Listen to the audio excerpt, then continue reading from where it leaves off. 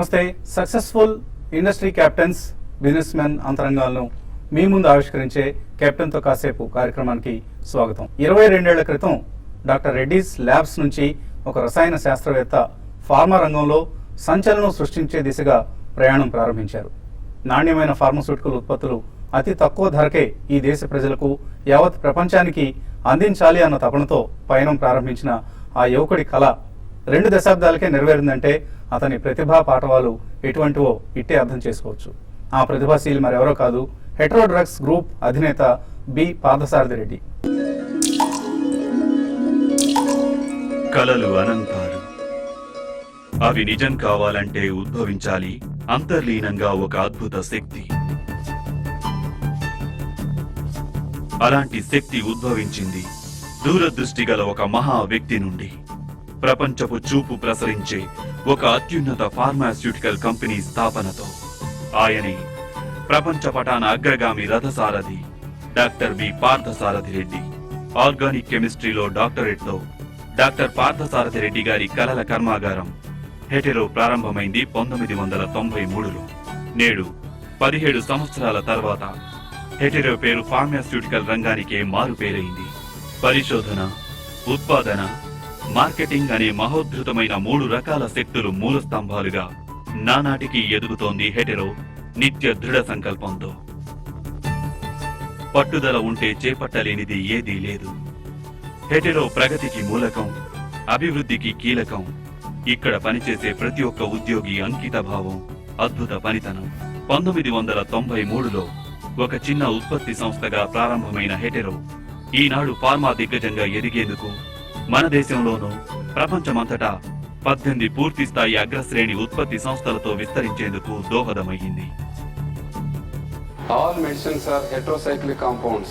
That's why I named our company Hetero. నమస్తే and welcome to TV fresh studios. Parthasaradhi Reddy గారు, గ్లోబల్గా చూస్తే Indian pharma industry volumes wise 4th ప్లేస్లో ఉంది, value wise చూస్తే 13th ప్లేస్లో ఉంది. సో హైదరాబాద్ ప్లేస్ ఎలా ఉంది అండ్ రేపు 2 తెలుగు రాష్ట్రాల పరిస్థితి ఎలా ఎమర్జ్ అవుతుంది? అయితే 2 తెలుగు రాష్ట్రాలు ఒక 8 సంవత్సరాల క్రితం వరకు అగ్రగామిగా ఉందండి. దేశంలో total almost 40% of the total production ఇక్కడే జరగటం, తర్వాత కొత్త డ్రగ్స్ ఇక్కడే డెవలప్ చేయడం జరిగిందండి. అయితే ఈ లోపల మిగతా కొన్ని రాష్ట్రాల్లో, గుజరాత్ కావచ్చు, మహారాష్ట్ర కావచ్చు, ఇంకొక 2 రాష్ట్రాల్లో మన తెలుగు వాళ్ళు ఇక్కడ ఎక్స్పీరియన్స్ ఉన్న వాళ్ళనే వేరే కంపెనీలోకి వెళ్ళి అక్కడ డెవలప్ చేయడం అనేది ప్రధానమైన కారణం. ట్యాక్స్ ఇన్సెంటివ్స్ కోసం లేదండి. అయితే ఇప్పుడు పెద్ద కంపెనీస్ లైక్ ర్యాన్బ్యాక్సీ, టోరెంట్, సన్ ఫార్మా, అప్పుడు ఇవన్నీ కూడా చిన్న కంపెనీలండి. వాళ్ళు ఫార్ములేషన్స్ మార్కెట్ చేయడం వరకు వాళ్ళకి అనుభవం ఎక్కువ ఉన్నది. ఈ డ్రగ్స్ తయారు చేయడం అనుభవం తక్కువ.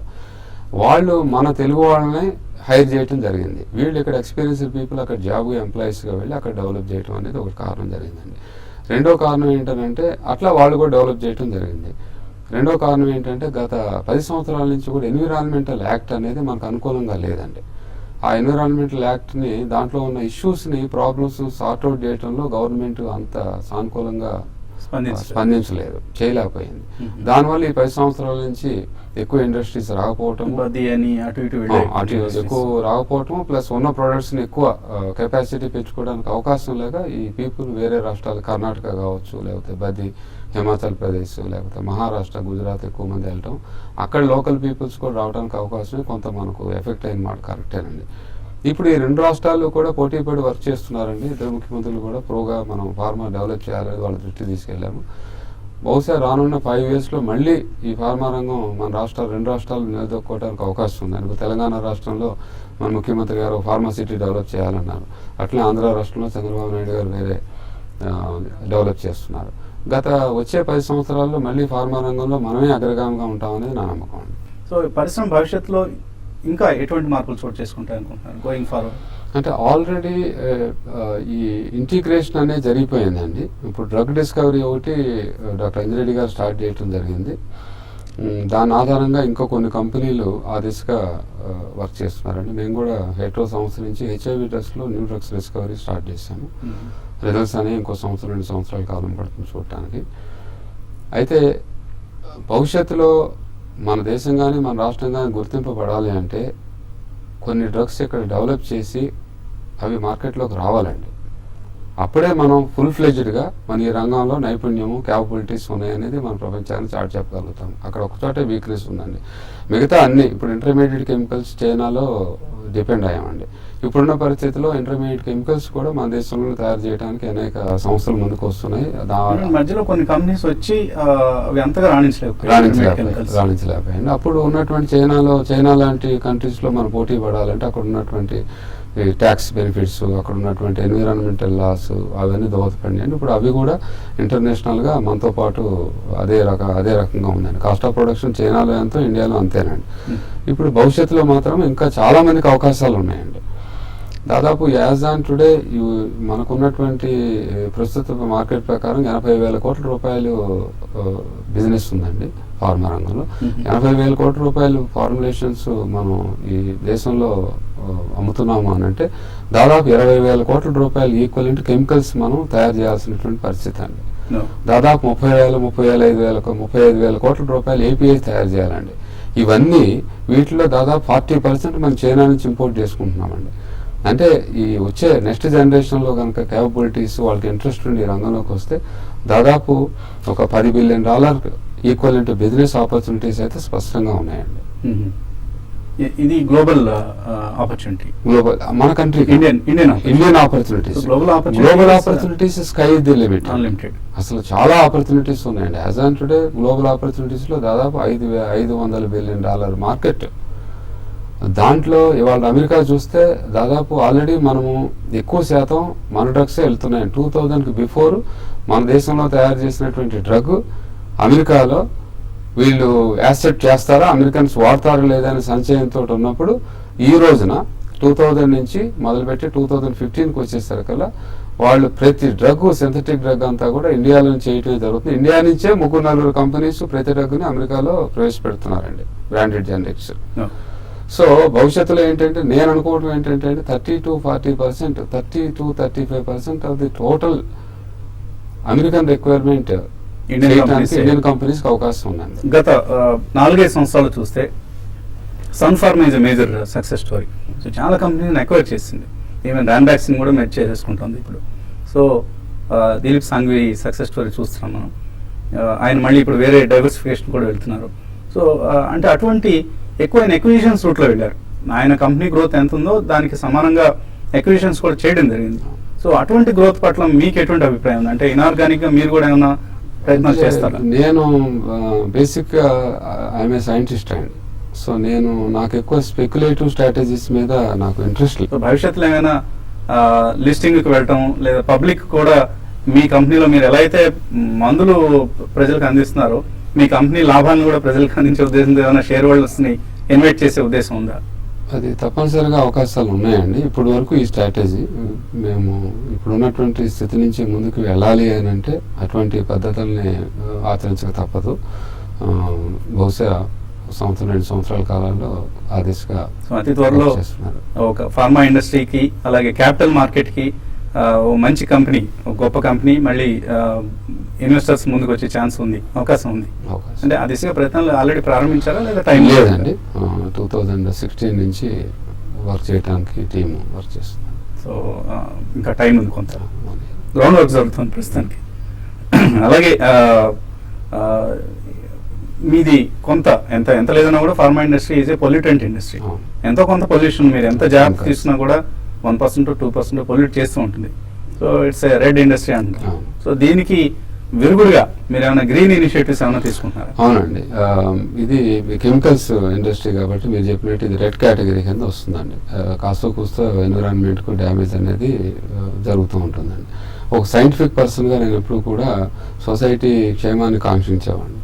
అందుకని చెప్పి దీన్ని బ్యాలెన్స్ చేయడానికి గ్రీన్ ఎనర్జీ ప్రాజెక్ట్స్లోకి ఎంటర్ అయ్యామండి.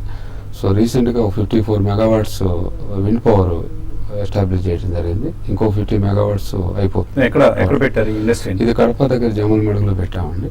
కడప జిల్లా జమ్మలమడుగులో 54 మెగావాట్స్ ఆల్రెడీ ఆపరేషన్ అండి. ఇంకొక 50 మెగావాట్స్ మార్చ్కి అయిపోతుందండి. సో ఆ దిశగా 2020కి 500 మెగావాట్స్ దాదాపు ఒక 3,000 crores ఇన్వెస్ట్మెంట్కి ప్లాన్ చేయడం జరిగింది. సో ఫార్మా కాలుష్యానికి ప్రక్షాళనగా మీరు గ్రీన్ ఇనిషియేటివ్ తీసుకున్నారు, కొంత ప్రయత్నం చేస్తున్నారు, కాంపెన్సేట్ చేస్తున్నారు ఈ దిశగా. సో 100 మెగావాట్స్ ఆల్రెడీ ఉంది, దీన్ని సంవత్సరానికి ఒక 50 మెగావాట్లు పెంచుతారు. 2020-21కి 500 మెగావాట్స్కి వెళ్ళాలనేది మా ప్రయత్నం అండి. హెట్రో డ్రగ్స్ అధినేత బి పార్థసారథి రెడ్డి గారితో కెప్టెన్తో కాసేపు కొనసాగించబోయే ముందు కాసేపు విరామం.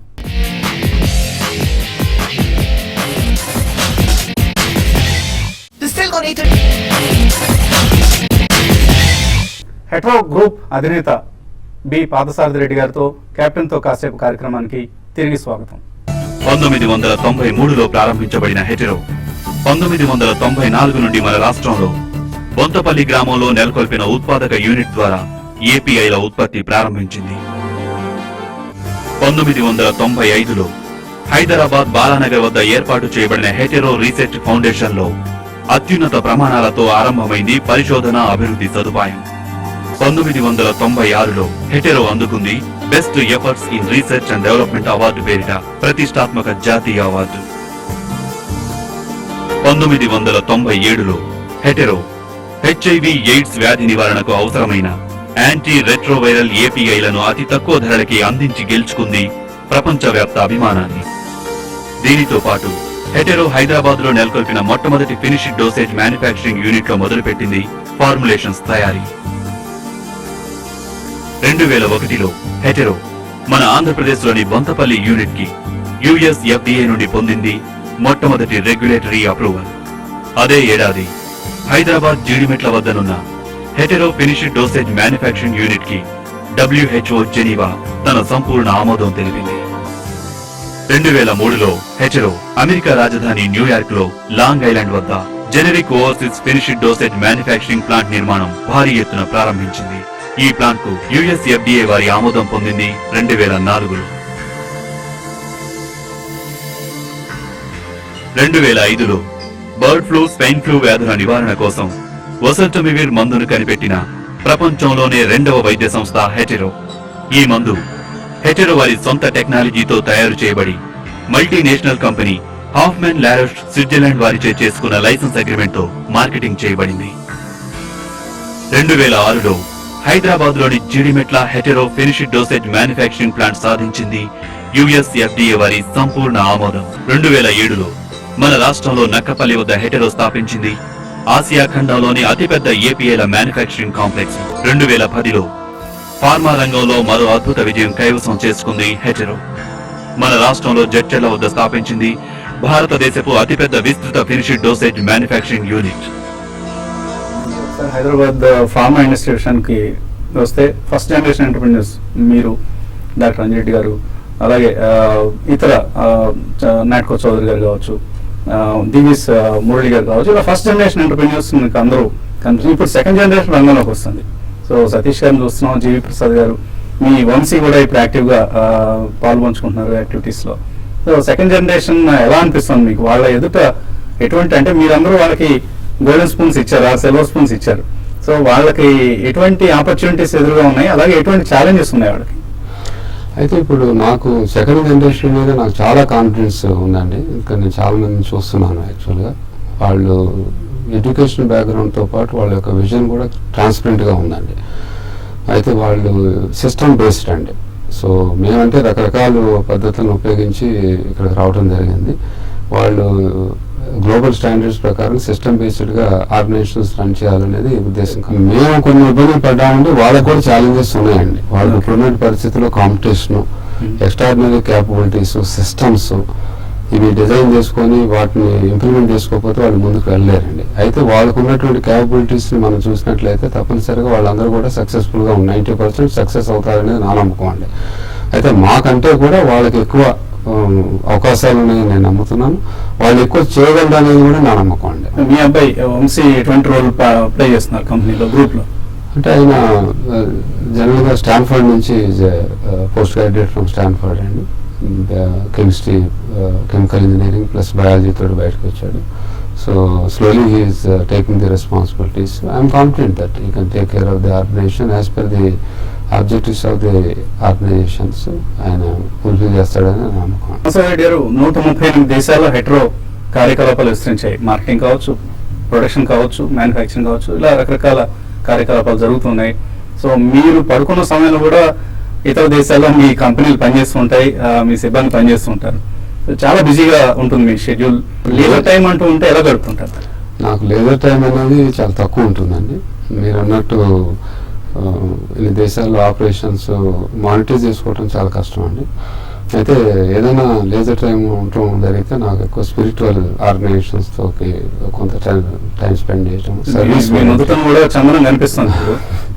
స్పిరిచువల్ ఆర్గనైజేషన్స్, తర్వాత సర్వీస్ ఓరియంటెడ్ ప్రోగ్రామ్స్ తోటి నా టైం కేటాయిస్తాను. ఉన్న కొద్ది టైం నా ఫ్యామిలీ అండి, అంత వేరే హాబీస్ వేరే అవగేషన్స్ అనేది లేదు. ఏ దైవాన్ని ఇష్టపడతారు ఎక్కువ? అంటే నేను ఒక భగవంతుని నమ్ముతానండి, అంతే. సైంటిస్ట్ అయ్యండి భగవంతుని నమ్మడం అనేది కొంత మనం ఆయన ఇస్రో సతీష్ ఆయన కూడా చూసేవాళ్ళు. ఆయన కూడా ప్రతి మిషన్ లాంచ్ కి ముందు తిరుపతి వెళ్ళి ఒప్పుకుంటుంటారు. It's personal belief. ఫుడ్ ఇష్టపడుతుంటారు? స్పిరిచువల్ గా బాగా అవగాహన వచ్చిన తర్వాత దాదాపు 11 సంవత్సరాలు అయింది నాన్ వెజిటేరియన్, శాకాహారం చాలా లిమిటెడ్. ఈ 11 సంవత్సరాలు ఇనిషియల్ స్టేజెస్ లో బాగా ఎంజాయ్ చేసేవాడిని. I'm good host. నేను నలుగురితో కూర్చొని నలుగురితో ఎంజాయ్, నాకు చుట్టూ మనుషులు ఉండాలండి. పీపుల్ లేకపోతే ఐ ఫీల్ లోలీనెస్ అన్నమాట. నాకు ఇన్స్పిరేషన్ హ్యాపీనెస్ రాదండి. ఎంటర్టైన్మెంట్ సంబంధించి ఏం చేస్తుంటారు? టీవీ చూస్తుంటానండి, న్యూస్ ఎక్కువ చూస్తుంటాను. మీ ఫేవరెట్ యాక్టర్ యాక్ట్రెసెస్? నా ఫేవరెట్ యాక్టర్ ఎన్టీ రామారావు అండి నా టైంలో.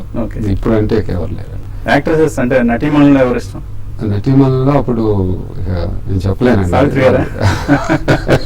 ఇంకా లేటెస్ట్ వాణిశ్రీ శ్రీదేవి చేసింది అక్కడ వరకు అండి. 7,000 కోట్ల రూపాయల సామ్రాజ్యాన్ని సృష్టించారు మీరు.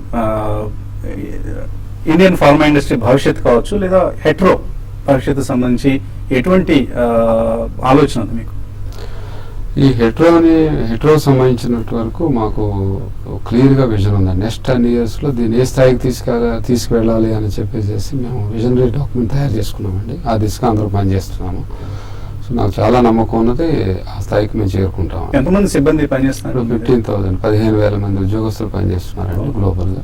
Maybe you are the largest employer in the state ఏమో, అంటే తెలుగు వాళ్ళు ప్రారంభించిన కంపెనీ కావచ్చు. సో 15,000 మంది పనిచేస్తున్నారు. అండ్ ఈ 7,000 కోట్ల టర్న్ ఓవర్ మీ విజన్ డాక్యుమెంట్ ప్రకారం నెక్స్ట్ 10 years లో ఎంతకు వెళ్ళే అవకాశం? అంటే మేము $3 billion 20,000 crores తీసుకెళ్లాలనేది మా ప్రయత్నం అండి, నా ఆపర్చునిటీస్ ప్రకారంగా. అండ్ ఈ రంగంలో చాలా మంది వస్తుంటారు. ఫార్మా ఐటీ తర్వాత pharma is the maybe largest employer in the states. ఈ 2 states మనం చూస్తే, సో ఫార్మా రంగంలోకి రావాలనుకునే వాళ్ళకి ఎటువంటి అవకాశాలు, ఎటువంటి ఛాలెంజెస్ ఉన్నాయి? ఫార్మా రంగంలోకి రావాలనుకునే వాళ్ళకి ప్రస్తుతం ఉన్నటువంటి అవకాశాలు చాలా అనుకూలంగా ఉన్నాయండి. అవకాశాలు కూడా చాలా ఎక్కువ ఉన్నాయని చెప్పగలుగుతాను. కాకపోతే ఏంటంటే ఇది రిస్క్తో కూడినటువంటి బిజినెస్. తర్వాత ఇప్పుడు ఇన్వెస్ట్మెంట్ కూడా ఎక్కువ కావాల్సి ఉంటుందండి. గత 10 సంవత్సరాల నుంచి చూస్తే ఉన్న 4 కంపెనీల గురించే మాట్లాడుతున్నామండి. ఇప్పుడు మనకు ఉన్నటువంటి జనాభాకు మనకు ఉన్నటువంటి అవకాశాలు దృష్టిలో పెట్టుకుంటే ప్రతి సంవత్సరము కనీసం 2-3 కంపెనీలు కొత్త కంపెనీలు రావాలి. ఇందువల్ల కొత్త కంపెనీలు మన దగ్గర మీరు అన్నట్లే కొత్త కంపెనీలు ఎక్కువగా మనకు వినపడవు, అన్ని పాత కంపెనీలే వినిపిస్తుంటాయి. రబిందో, దివీస్, హెట్రో కనపడుతుంది. మంచి ఇది కాదండి, సిగ్నల్ కాదు యాక్చువల్గా. అయితే ఈ ఇందాక చెప్పినట్లయితే ఎక్కువ రిస్క్తో కూడినటువంటిది, ఎక్కువ డబ్బు పెట్టాలి, ఎక్కువ రిస్క్తో కూడినటువంటిది. ప్రాబబ్లీ నెక్స్ట్ జనరేషన్ బాగా టాలెంట్ విషయంలో మనకు చాలా పుష్కలంగా ఉందండి. కుర్రవాళ్ళు మంచి సిన్సియర్గా highly educated, highly talented people. మీ వైపు నుంచి ఏమైనా ఎంటర్‌ప్రెన్యూర్స్ ను ఎంకరేజ్ చేసే దిశగా ఉన్న చర్యలు తీసుకున్నారు? నాకు ఆలోచన ఉందండి యాక్చువల్గా. నాకు నారాయణమూర్తి గారు ఆదర్శం ఆ విషయాల్లో ఆల్రెడీ ఆయన స్టార్ట్ చేశారు. బహుశా నెక్స్ట్ ఇయర్ నుంచి ప్రతి సంవత్సరం కూడా ఎవరైనా ఇంట్రెస్ట్ ఉన్నవాళ్ళు, యంగ్ పీపుల్స్, తర్వాత టాలెంటెడ్ పీపుల్, ఇంట్రెస్ట్ ఉన్నవాళ్ళు వస్తే వాళ్ళకి ఆర్థిక సాయంతో పాటు టెక్నికల్ సపోర్ట్ కూడా ఇచ్చి వాళ్ళ కొంత బిజినెస్లో పార్టిసిపేషన్ చేయాలనేది ఉద్దేశం అండి. కొన్ని అలాగా చేసామండి, కొన్ని దేశాల్లో అట్లా చేసాము, సక్సెస్ఫుల్గా వాళ్ళు రన్ చేసుకుంటున్నారు. అయితే అది సరిపోదండి యాక్చువల్గా. మనకున్నటువంటి chemistry background, chemical engineering background తోటి అసలు వాళ్ళు మోటివేట్ చేసే దిశగా అనేది ప్రయత్నం అనేది ఉండాలి. గవర్నమెంట్ తరఫుగా కావచ్చు, లేకపోతే మా ఓటి వాళ్ళు బిజినెస్ పీపుల్ కావచ్చు, లేకపోతే మీరు కూడా ఛానల్స్ నుంచి వాళ్ళు కొన్ని కార్యక్రమాలు చేసి వాళ్ళు మోటివేట్ దిశగా కావచ్చు చేయాలండి. వాళ్ళకి ఎంతసేపు ఎంటర్‌ప్రెన్యూర్‌షిప్ అంటే కూడా వాళ్ళు కొంచెం భయపడటం, వాళ్ళు ఒక స్టెప్ వెనకేస్తున్నారండి. ఇవాళ రోజున వాళ్ళు టాలెంట్ ఉండి నిర్ణయం అనేది తీసుకుంటే వాళ్ళు తప్పనిసరిగా సక్సెస్ఫుల్గా వాళ్ళు ఎదగడానికి అవకాశాలు అనేవి మన దేశంలో. మేము ఈ దిశగా కొంత ప్రొయాక్టివ్ గా స్టార్ట్అప్ హీరోస్ అనే ఒక కాన్సెప్ట్ ని ముందుకు తీసుకొచ్చాం. Very good so program. మీలాంటి వారు సపోర్ట్ చేస్తే దీన్ని ఇంకా మరింత అగ్రెసివ్ గా చేసే అవకాశం ఉంటుంది. చేయాలండి, ఎందుకంటే మీరు టాలెంట్ ని బయటకు తీయాలంటే మీ వల్ల అది సాధ్యపడుతుందని మీకు మా మా మా సైడ్ నుంచి సహకారం ఎప్పుడూ ఉంటుందండి. సో మీరు ముందుకు వచ్చినట్లయితే చాలా గొప్ప కార్యక్రమం అనేది మీ వల్ల మోటివేట్ అయ్యి సంవత్సరానికి ఒక 10 మంది ఎంటర్ప్రైనర్స్ వచ్చినట్లయితే వాళ్ళు సక్సెస్ఫుల్ అవుతున్నారు అంటే ఒక ఆర్గనైజేషన్ సక్సెస్ అవుతుందండి. ఆర్గనైజేషన్ సక్సెస్ ఎంతో మందికి ఎంప్లాయ్మెంట్ జరుగుతుందండి. ఆ రోజు నేను ఈ కంపెనీ పెట్టి వాళ్ళు 15,000 మందికి మనం ఉపాధి కల్పించడం, హ్యాపీగా ఫ్యామిలీస్ మెయింటైన్ చేయడం జరుగుతుందండి. అదేవిధంగా ట్యాక్సేషన్ గవర్నమెంట్ కూడా బెనిఫిట్ అవుతుందండి. ఇప్పుడు మా సంస్థ నుంచి ప్రతి సంవత్సరం కూడా అన్ని ట్యాక్స్లు కలిపి దాదాపు 500 కోట్ల రూపాయల ట్యాక్స్లు మేము గవర్నమెంట్ కడుతున్నామండి.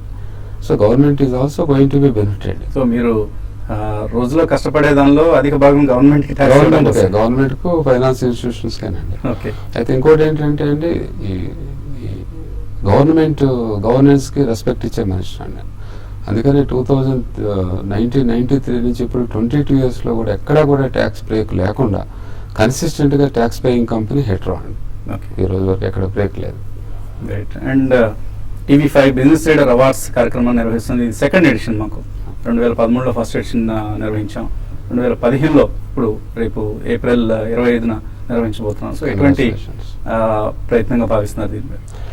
నేను తప్పనిసరిగా ఇందాక చెప్పినట్లండి TV5ని అభినందిస్తున్నానండి. ఎందుకు అని అంటే ఓ ప్రాంతీయంగా మీకు TV5 అనేది మనకు తెలుగు రాష్ట్రంలో గత 8 సంవత్సరాల నుంచి మంచి పేరు సంపాదించుకుంది. ఈ దిశగా మీరు కార్యక్రమాలు నిర్వహిస్తుంటే మీ కార్యక్రమం ద్వారా ఒక మంచి పెర్ఫార్మెన్స్ చేసిన వాళ్ళకి మీరు రివార్డ్ ఇవ్వడంతో మోటివేట్ చేయడంతో పాటు ఒక నెక్స్ట్ జనరేషన్కి ఎంటర్ప్రైనర్కి మోటివేట్ చేయబోతున్నారు. సో అది మన రాష్ట్రానికి చాలా ఉపయోగపడుతుంది అనేది నా నమ్మకం అండి. ఐ థింక్ మీ ఈ కార్యక్రమాల్లో మీదే ఫస్ట్ ఛానల్ అనేది నేను నమ్ముతున్నానండి. మీకు ఈ కార్యక్రమం సక్సెస్ఫుల్ గా రన్ అవ్వాలని నేను కోరుకుంటున్నాను. ఈ కార్యక్రమానికి సంబంధించినటువంటి ఏ విషయమైన ఏ విధమైనటువంటి ప్రోత్సాహం ఆ సంస్థ నుంచి కావాలన్నా కూడా ఉంటుందని నేను హామీ ఇస్తున్నాను. 2 దశాబ్దాల తన ఎంటర్‌ప్రెన్యూరియల్ జర్నీలో ఎన్నో మైలురాళ్లను అధిగమించారు పార్థసారథి రెడ్డి గారు. ఆయన యువతకు చాలా స్ఫూర్తిదాయకం. ఆయన స్టోరీ, ఆయన సక్సెస్ స్టోరీ యువతకు స్ఫూర్తిదాయకంగా నిలవాలని కోరుకుంటూ ఇది ఈ వారం కెప్టెన్తో కాసేపు మరో కెప్టెన్తో మళ్ళీ కలుద్దాం.